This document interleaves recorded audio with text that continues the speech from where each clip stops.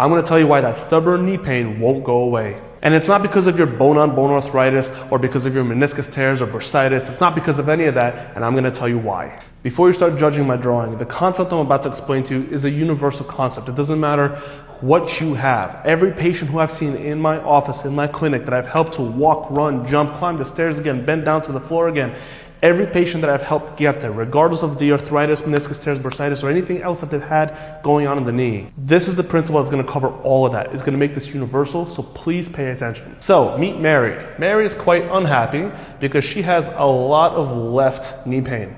The knee pain has been around for about 6 months, and so what has happened since the pain has started? Mary has decreased movement, right? She's decreased all of her function that she's able to do because of that knee pain. There is decreased range of motion, there's decreased strength, right? There's decreased balance, right? And the list goes on and on. And now what happens is because she's hurting from her knee, now the ankle and the hip start to overload and overwork, right? If the knee can't bend and you have to reach down to the floor, well, how are you getting there? You're probably overbending from the hip, or you're having too much range of motion through the foot, or you're having too much from the hip and not enough from the foot, or vice versa.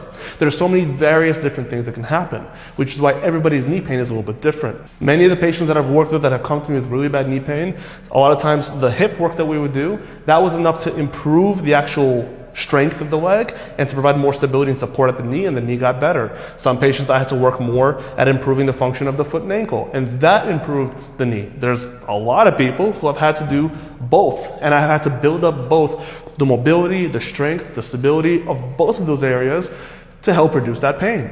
There's also been a lot of times when pain in the knee, even though it was localized, was actually referred pain from the nerves of the hip and of the back. And so until you address these different areas, that is the real reason why people have knee pain.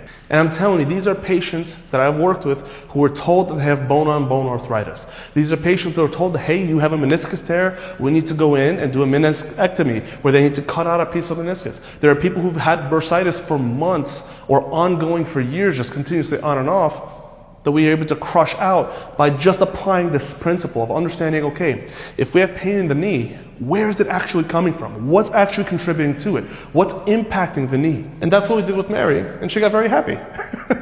When you understand all the different things that can happen to the knee, that's when pain starts to get better. The knee is a funny joint because 9.9 times out of 10, it is actually impacted by what's happening above it and below it. If you can understand and figure out which one is the actual biggest impact, where are the deficits in terms of strength, mobility of the joints, then you can truly start to break it down, reintroduce movements back in, and actually build it back up. Right? Instead of the knee-jerk reaction of reducing range of motion, reducing activity, reducing load and effort through the legs and through the knees, we need to actually increase it, and that is how you're going to be a very, very happy person, a very happy Mary, with a very happy knee. Okay, you just need to put in the work and actually use it. Don't back off from it. Even if it seems counterintuitive, you have to use it. The only reason why you shouldn't use it is two reasons. One, you either have a fracture or a break, or you like being in pain, and you like being unhappy, and you like being miserable with every step you take.